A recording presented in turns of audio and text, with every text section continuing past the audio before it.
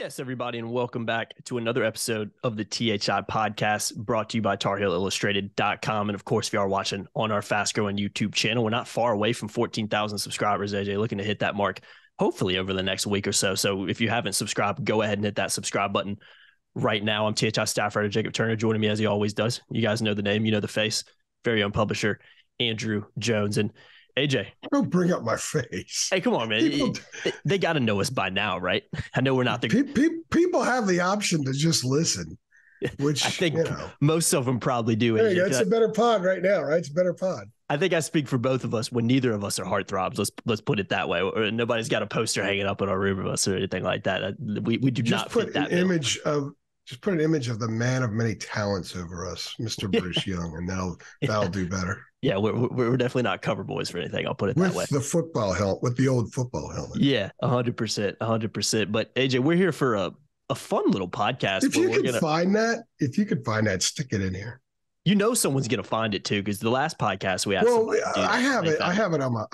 I could find it probably right now on my hard drive. I'm sure he has it. He'll send it to you. No doubt about it. AJ, we're here to. That's the epitome of madman. Oh man, have we already derailed this podcast, AJ? This might be a record. It's the rocket that didn't lift. Yeah, it's been off the tracks for a while. It's a rogue train, just moving down. Just who knows. We're here to talk about an interesting topic in a lot of ways, and in a topic that I think people are going to have differing opinions on, which is why I think it's a fun one and an interesting one to talk about. We're going to kind of talk about how last season will be remembered in kind of the history books. And obviously it's not a season that's going to be remembered as a positive. It's going to be more that's viewed for, the negative connotations that came along with it. So let me break down a few things real quick, and then we'll go into the discussion. So Carolina finished 20-13 overall, finished 7th in the ACC, obviously started preseason number 1, quickest team to fall out of the poll, who has started as a preseason number 1. And what was it as well? The first preseason number 1 team to lose, was it 4 straight? 4 in a row. I believe, as well. So a lot of kind of negative records that the Tar Heels set. And let's throw another one. I'm sorry to pile on here. I'm sorry to interrupt. But no, you're good. You're good. The first one to have multiple 3-game losing streaks too, because they had 4 in one, they had 3 in another. The list just goes on and on. Unfortunately, from a Carolina fan perspective. And then, AJ, I'll throw a couple other things. If it was Christmas, their stocking would have been filled with coal. Yeah, straight coal, straight black. And nobody would have wanted to open that one. And I'll throw a couple other things in there too, AJ. Obviously, a team that lost second round of the ACC tournament, did not make the NCAA tournament. And let's not forget this too, because Carolina fans aren't going to forget this. 2 losses to Duke and a loss to NC State and Raleigh, which doesn't happen very often as well. So I think those are things that are going to factor in as well and be remembered too. So I know a lot of Carolina fans are saying most disappointing season they've witnessed in Carolina history. I don't necessarily know the age demographics of these Carolina fans. I think I'm 27 years old. When I think back over the last 27 years, when I can remember Carolina basketball and watching Carolina basketball, I would say it's probably the most disappointing or underwhelming season in terms of what the expectations were that I've ever witnessed. So I can, maybe somebody who's 60, 70 years old would say, no, this team was more disappointing in my opinion because they've seen more Carolina basketball. But I can definitely understand and see that argument for maybe people in their 20s or teenagers right now. It probably is the most disappointing season you've seen so far. So AJ, in your opinion, when you look at the negativity around the program this past season, the struggles that they had, the unfortunate bad records that they set, records you don't want to set. A lot of those were set this year, and it may be a while before they're broken by somebody else again too. When you look at just how unprecedented some of it was, just how disappointing of a season was it for the Tar Heels? And in your opinion too, how do you think this season will be remembered in years to come? Well, the disappointing aspect really also depends on what aspect of it makes it so extremely disappointing. The season itself, if you're going to say the season, to me, that's beginning in November through whenever it ends. The outcome of the season, how the season ends, could be different. I think the 1984 team was clearly the best team in college basketball. They very well could have gone undefeated if Kenny Smith doesn't get hurt and break his wrist. And against LSU, and they lost a couple of games, and they got upset. And maybe one of Dean's few coaching mistakes, sitting Jordan with 2 fouls against Indiana, and they lost that game. That's why Dan Dockich is famous now. because of that game. Similar to the 2012 season too, with Kendall Marshall, breaking his wrist. Very, very much so. Absolutely. Very much so. And the timing of that too. So that's right up there too. 87 was a phenomenal team that just got out muscled by Ronnie Cycli in Syracuse in a regional final. I think 98's even more disappointing because if Dean come back, that team wins a national title. Guthridge's first year, and I'm not dumping on Guthridge here, but the 6-man starting rotation thing with Maktar Jai. Jai should come off the bench, play 12 minutes a game. That's it. And that year, he had that 6-man rotating starting lineup thing that year. Whenever Shammond Williams didn't start, came off the bench, he didn't play well. He didn't start in the Final Four game against Utah, and he didn't play well. They would have beaten Kentucky in the national title game. That was a great basketball team. But then you could look at it like 2002, 8-20, just a brutal season. I mean, a horrible basketball team. I remember covering them against Wake Forest, sitting on the baseline, and Carolina couldn't bring up the ball. Like 7 out of 10 possessions, they couldn't get the ball up the court, past midcourt, and they had 3 different point guards in the game during it. So they had Adam Boone, Melvin Scott, and Brian Morrison. They couldn't get the ball up the court. It was just a horrible basketball team. And then we all know that the Doherty crap was really, really on fire underneath. So there were so many things wrong about that season. Then there's this year. So how are those seasons remembered? 84, 87, 98 are remembered because they didn't win a title. And sometimes people think there should be a banner up there for those teams. And it's not. So that will rub at people in a different way. Maybe there's some pain there. Who knows? 2002, oh my God, that was just awful. Let's just forget it ever happened. Yeah, forget it ever happened. When you look, and now that we're far enough away from it, when you go look at like yearly records, you're rolling along. I said 8-20. It doesn't make any sense. It's an outlier, It's an outlier, yeah. But then there was another one a couple of years ago, similar to that. 19, this year, in 20 years, unless you have context, you may not fully understand when you see 20 and 13. Say, it's just not a very good team. They must have lost everybody from the year before when they went to the title game. That's what some people might think. But I do think the season will be remembered as the most underachieving from beginning to end. And because it was so underachieving early on is why at the end, it ended smack dab in the middle of the ACC tournament, voila, over. And when I walked in that locker room after they lost to Virginia, I knew it was over. They're done. So easy, was over. So evident. It was over. You knew they weren't going to accept the bid to the NIT. You knew they wanted to have nothing to do with the NIT. The season was over, and it was probably time to be over. It was ready for those guys to move on and go find something else to do for a while and decompress and reset, right, for whatever they're all going to do next.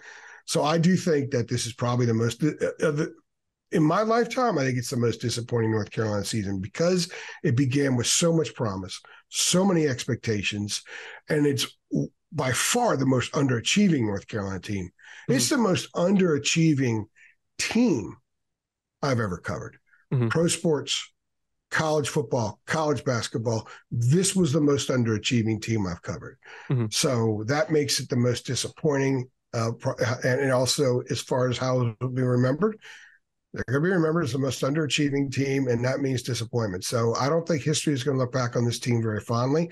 And I think future underachieving teams are going to be compared to this one.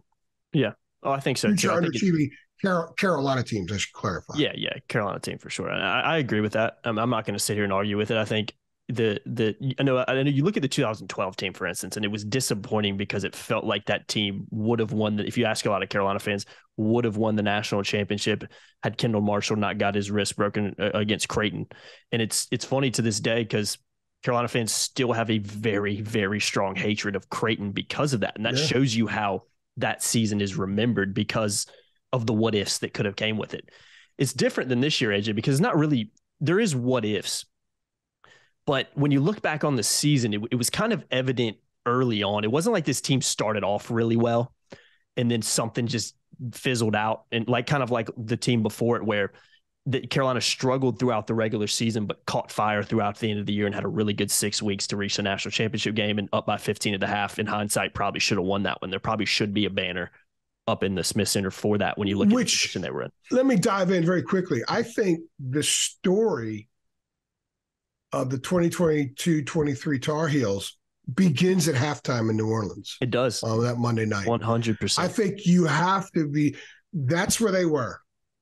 And then look at where they were. It was – and then ever since halftime, it was kind of like halftime of the national championship game was the peak. And maybe in some ways beating Duke was the peak. I think it went up a little bit. Push a barrel over a cliff.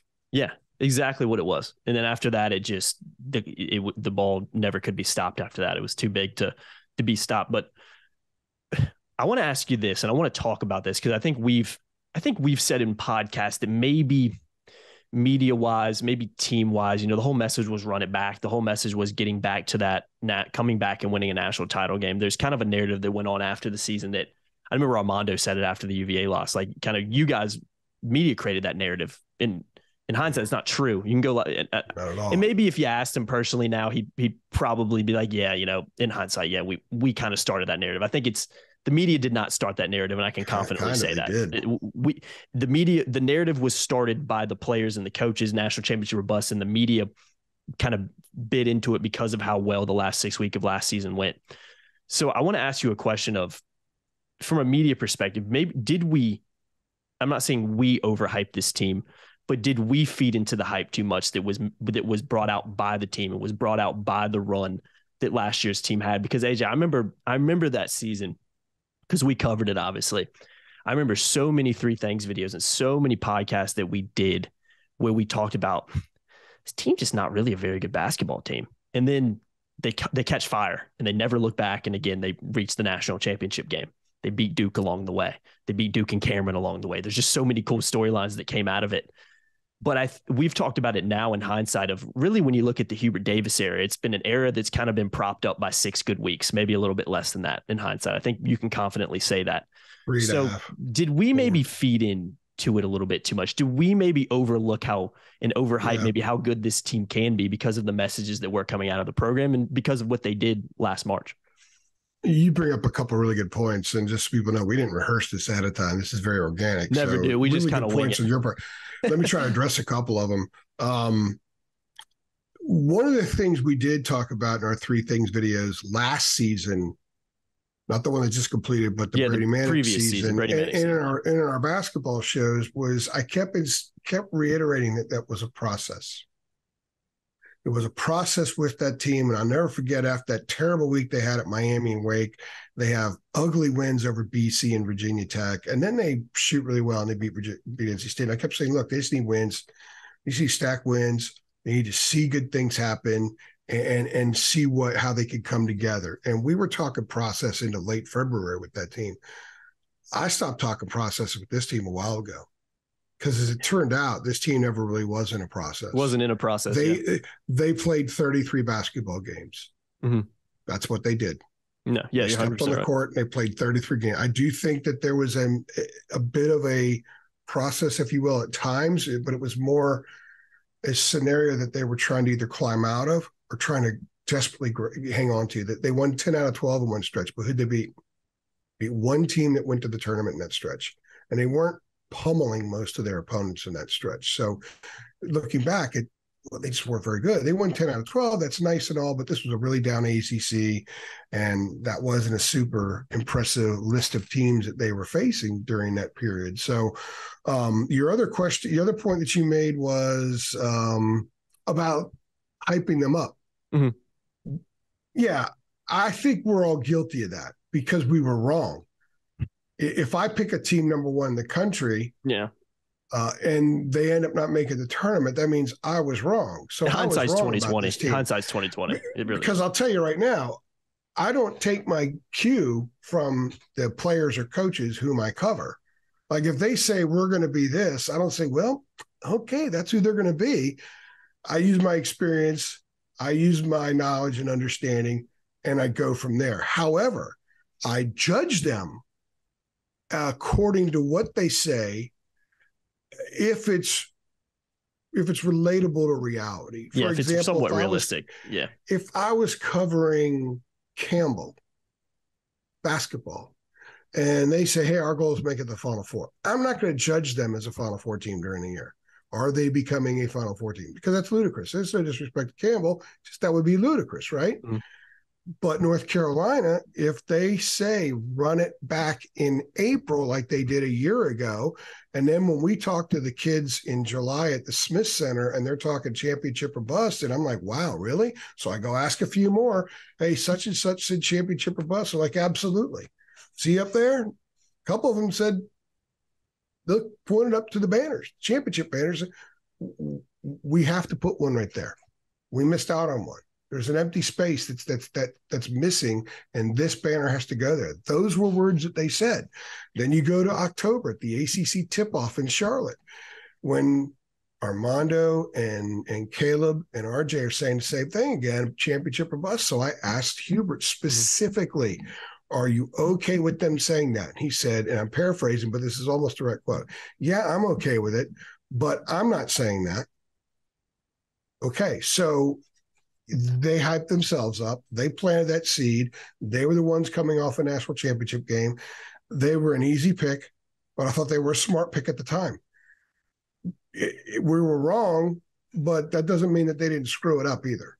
So yeah. I think that everybody was wrong about them. Nobody on planet Earth outside of NC State and Duke fans predicted them to not make the tournament or even thought about them not making the tournament. So this is on them, and this is on people for overhyping them. But they're the ones that got that thing going first, and that's how I judge them. Mm-hmm. And I think historically, when we look back on them and how we remember this team, if that footnote is a part of the discussion, then it's going to make the memory even uglier because of what they said. And then ultimately, if they didn't say any of that stuff, it wouldn't have been as bad. Mm-hmm. But they said it. They all said it. And the coach said it was cool that they said it. I'm cool with it. I'm not saying it, but I don't mind them saying it, which I think in hindsight, Hubert would probably change now, because you kind of want to have a consistent, common message when you're in October, when you're about to launch into the season. Yeah. But they didn't have that. So I guess in a way, it's not too surprising things turned out the way they did. Let me say this too. I think from a media and fan perspective, it's, you know, with us being in the media and then the fans being separate, it was very easy to believe in it, right? Because I think when you look back at the 2021-22 season when they reached the national championship game, you had Hubert Davis as a first-year coach. So I think everybody expected that there was going to be some learning curves. And I think everybody kind of expected that it was going to take Carolina a few weeks, a few months to kind of become the team that it ultimately could be when you looked at the personnel they had and the talent that they had. I don't think it's unrealistic to say, well, last year's team really only had 6 good weeks. Now we can say, Hubert Davis era Hubert Davis era has really only had 6 good weeks. But I think when you look at last year solely before this season even started, you could understand why the team struggled a little bit in the beginning of the year. That was expected. You're asking a lot of a coach, a guy who's never been a head coach, who a team the year before really wasn't that good to begin with, lost in the first round of the NCAA tournament, that he's just going to come in and they're just going to go, 25-3 and make the Final Four and win the national championship game. You always expected there to be a little bit of a struggle early on. Then Carolina gets hot and you're like, okay, it looks like Hubert Davis is the guy. It looks like Hubert Davis has figured this out. And it looks like, next year when you look at who they're returning, the stated mission of running it back, let's go win a national championship. You'd be crazy to look at the team in preseason, in my opinion, and be like, I don't think this team's going to go 20-13 and finish 7th in the ACC. They're not going to reach a Final Four. That would have been a more ludicrous statement to say in November of this year, in my opinion, than ranking Carolina preseason number 1 like they were. Nobody could have foreseen what could have happened. Now, with hindsight, which I've said a couple of times in this podcast, is 2020. Hindsight's a really easy thing to use and be like, oh, we were so wrong about that. You can see now at the products we've seen in the last 2 years of Hubert Davis, is tenure so far, it kind of makes a little bit of sense now. And you could say, they just kind of got hot for a little bit. They found a little magic and they kept it, and they almost won a national title off of it. But again, I think it would have been even more crazy in the preseason to sit there and say Carolina's going to finish 20-13. That to me is more ludicrous than kind of buying into the hype, for lack of a better word. Yeah, that person wouldn't have been taken seriously. Yeah, and he looked like a genius right now. But I'll tell you what, though, but there were signs. And some of us talked about, where's that gear? I kept talking about gear, and I asked RJ 3 or 4 times this season about the next gear. One of the parents I talked to said that their son, who's on the team, was kind of concerned after the first few home games that they didn't show that high level. If you go back and look at what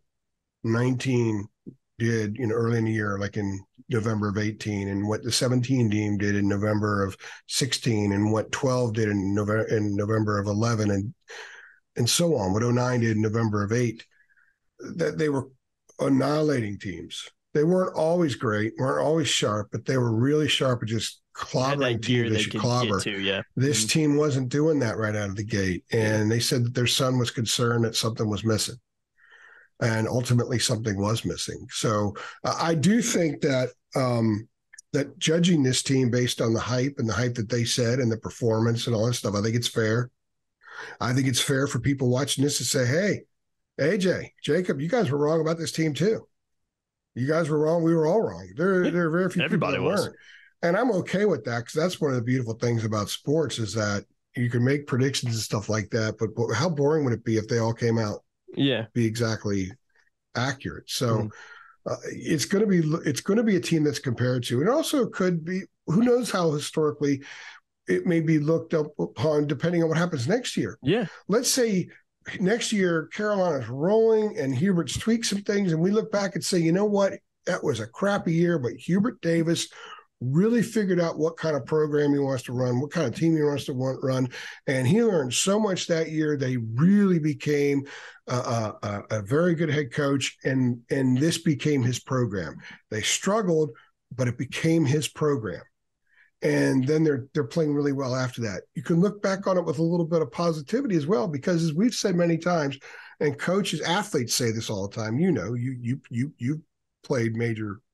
played at a high level in high school and in soccer, and there's nothing wrong with sucking every once in a while. There's nothing wrong with getting your rear end handed to you. It happens, man. There's nothing wrong with falling on your face, because there's so much to learn from that. And the great coaches and the great athletes and the great teams and the great programs learn from stuff like that. So the question is, what does Hubert learn from this year? Because ultimately it's on him. He steers the ship. And I go back to October. He's okay with them saying that, but he wasn't saying it. He should have been controlling the message better. That's another thing we could probably do in a podcast on, that I think Hubert needs to improve with the message. The message needs to be solid and needs to reflect what's really happening sometimes. And that's all part of him growing into the job. And I've said many times, people need to show him grace. This was just year 2. Everybody out there who's been in the same job for more than 2 years will tell you that it's easier in year 3 than in year 2. It's easier in year 9 than in year 2, because you know so much more. So he's got to have that grace. But in college athletics, and when you're the head coach at North Carolina, you only have so much grace. You got to produce. So this season will also be remembered in a weird kind of way as putting all the pressure in the world on Hubert and the program for next season, because he has to win. And he's got an opportunity to go out there and find a bunch of guys in the portal that can help him win next year and give him more time and allow him an opportunity to grow into the job more, because he still has a lot of growing to do. So who knows? Maybe in 20 years we look back and he's won 5 national titles, and he references this year, and this was the important year. I'm glad it happened. I'm so glad it happened because I learned so much. Then maybe people will view the season differently. But right now, it's hard to imagine people looking at it any other way than what a crappy year in every conceivable way. And let's not forget, with 6 guys hitting the portal. Yeah. Oh, yeah. I mean, of course, now it looks even worse. But let's not forget this angle too, AJ, because I remember talking about this in preseason of this year. When you looked at the redemption aspect of it too, this is a program whose national titles are built on redemption, AJ. So again, another reason when you look at what happened last year and you look at the roster that came back, again, you would have been crazy to think this team, it was almost like all the stars kind of aligned in preseason. You were like, okay, you got this, you got that. You look at the history of the program when they win national championships. Man, they were so close last year. Then to come back and do it this year, because that's what Carolina's historically done when you look at their national titles. You can't forget that aspect too. So I think that even in a lot of ways, AJ, that adds to it being maybe the most disappointing in Carolina fans' history. You know what I mean? Pulling some stuff out today, you're making a lot of great points. And to stay on these stars being aligned, instead, meteorites were all over the place, crashing into all those stars. Oh my God, it was almost too perfect from a narrative, like media narrative perspective. Everything kind of lined up. You're crazy. Well, okay, we're probably gonna go a little longer here than we had planned on, but you brought up the redemption thing, so let me dig back in, because you know that we had a redemption series planned. Mm-hmm. You and I talked about it for a while. I had a redemption series that was going to run probably in late January, early February. It would have been the perfect time. And if I would have run it, my subscribers would have laughed at me and it would have been really insulting. But I went back, and it's really not too hard to see, but I did a lot of the digging. You and I were going to do a podcast series on it. Yep. Okay, so in 1981, they lose the national title game. That's the day Reagan gets shot. They lose the national title game. Isaiah Thomas goes off. Indiana beats them. The next year, they win the national championship. All right. 91 and 92, Duke wins the title. Duke and Carolina are in the Final Four together in 91. Duke beats Roy Williams in Kansas for the title because Roy Williams in Kansas beats Carolina. Dean gets ejected. He walks off the court shaking the hands of the Kansas players with a minute left in the game, which is one of the most surreal, bizarre scenes ever in a Final Four. And then in 93, at the beginning of that season, Dean puts a picture of the Superdome in New Orleans in everybody's locker. They win the national title. Mm-hmm. A lot of guys that were part of the program said that's the only time Dean ever said when the season started, our goal is to win the national championship. So, and they won it. All right. So then you go to the 2005 team. The seniors on that team were freshmen in 02, 8 and 20, and Doherty and all the craziness. They dealt with all that. Roy comes in for 04. His second year, they win a national title. They got redemption on the crap that they all went through with Doherty and the way the program was just on fire, basically. It was an inferno. Mm-hmm. Okay, then you go now 2009. They got redemption for 40-12 the year before. Mm-hmm. 40-12 in Stickergate, right? Mm-hmm. 2017, they got redemption for Francis's shot by Villanova to beat them. So redemption is a part of North Carolina basketball history. Mm-hmm. It truly is. And this team, it was an easy motto, and we were ready to run that series. And I bet you if we would have run that series, that this season would be remembered more for how horrible it was. We ran that series in February on a team that wasn't going to make the NCAA tournament. Yeah. How many subscribers we lost in a month? Yeah. Oh yeah, exactly. So I scrapped it, and I'll just hold on to it, and maybe next year's team actually gets redemption on this crappy year. Yeah, you could even see a little bit of a redemption narrative. I mean, obviously, there's a completely different team in so many different ways. But again, if Carolina was to make a run next year and do something, there would be a redemption aspect of it. There has got to be a much stronger word than redemption that we would be able to call that, because this was bad. This season was bad in every way. And one other point I wanted to make when you were talking earlier, I forgot to bring this up. Another way of gauging just how this season could be remembered if you chose to, and I guess we're throwing, hot coals on top of fire right now, but look at the roster. On a scale of 1 to 10, if 10 means a player met expectations, their stated expectations, and the general understanding of what should be expected of that guy, how many guys in this team hit the 10 mark? Yeah. I think one either met expectations or was better than people thought. And I think that was RJ. Mm-hmm. And I think up to the NC State game when Armando broke the all-time rebounding record, I think Armando was on that list too. He wasn't the last 6 weeks of the year. Part of that, he's a little bit banged up. The double teams, they didn't figure out a way around it, that kind of thing. Who else did? I think Leaky would be like at an 8.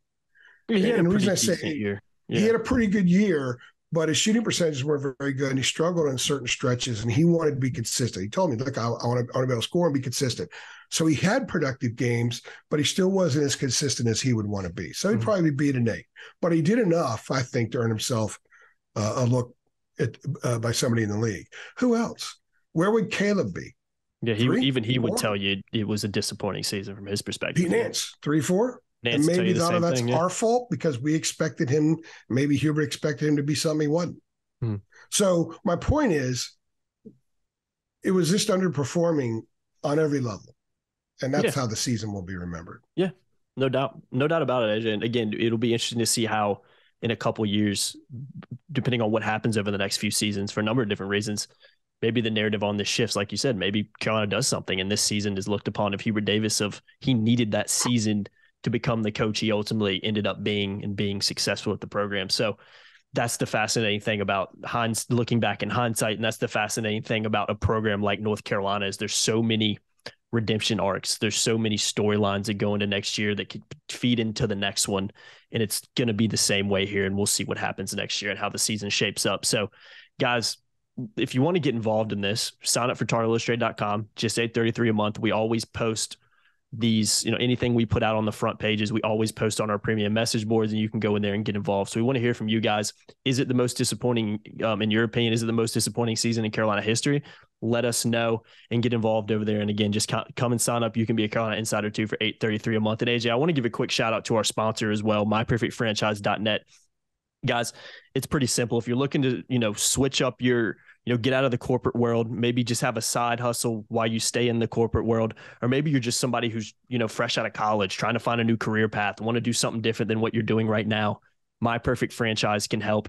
Unlimited PTO, being your own boss, running your own business, being able to kind of do whatever you do whenever you want to do it because of the income you're bringing in and because of the schedule you have. You can do that at myperfectfranchise.net. So guys, if you're interested, if that sounds interesting to you, it sounds like something you want to look a little bit more into, contact Andy, myperfectfranchise.net, and give him a shout out this too, AJ. He's been a Rivals subscriber for over 22 years, and he's a massive Mac Brown fan as well. So a lot of connections in that respects. And if you do end up talking to me, AJ, I know you'll agree with this. If you do end up talking to Andy, he's just about of a normal guy as it gets. Really awesome guy, really cool guy to talk to. And I think it would be a really fascinating and fun process to go through with somebody like that who's in your corner and fighting for you every step of the way. So, check him out, myperfectfranchise.net.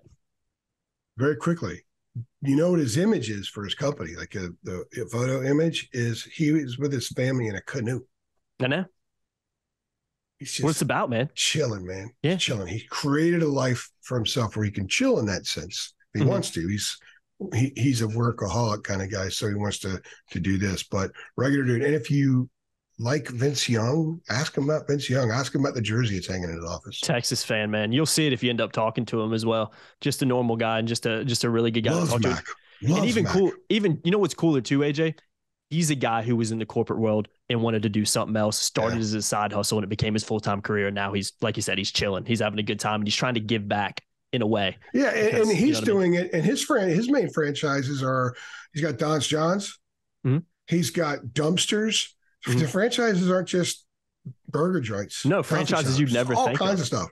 Yeah. You would never think of. That's why the consultation, which is free, if you're just curious, call him up. You could go onto the website and schedule an appointment. You can schedule, right? You can inquire. He's got something where you can schedule appointments. If you're thinking about it, doesn't cost anything. As John Belushi said in Animal House, don't cost nothing. So just go ahead and do it. That's such a great movie. We got to wrap it up on that, AJ, because Animal House is a fantastic movie. Go grab a brewski. Don't cost nothing. It's just spilling all over the place. The college shirt on right there. Fantastic way to end the podcast. And knowledge is good. And if you would have told me we would have got a John Belushi impersonation from AJ in this podcast, I would have thought you were crazy. So great way to wrap the podcast up, AJ.